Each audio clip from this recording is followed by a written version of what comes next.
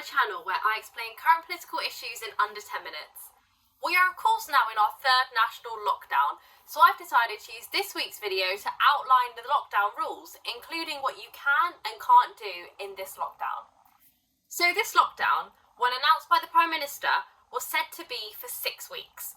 However, the lockdown legislation passed by the government permits it to be implemented until March 31st. Although the Prime Minister promised that this date was a worst case scenario and that the government was looking at easing the lockdown in some areas from mid-February, it's looking ever more likely that this lockdown will last for the maximum amount of time permitted in law, given that there are now over 1,000 COVID deaths per day and around 50,000 COVID cases per day in England, numbers far worse than those seen in the first lockdown, which never passed 1,000 deaths a day.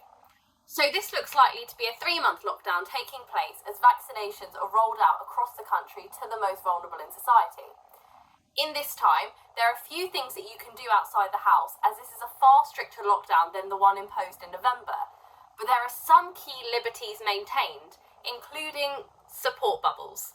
Any adult living alone, or with a child under 1 year old, or with a child under 5 that needs continuous care or has a disability, can form a bubble by visiting and going out with one other household, acting like they are one extended household. You can pick up items from stores and restaurants and order food to be delivered.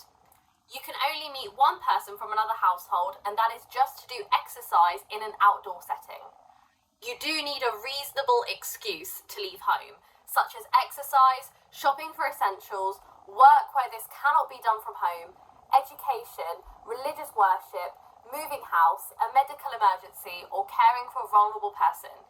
If you can't provide such a reason for why you should be out and about, you may be fined between a few hundred to a few £1,000s, so stay at home.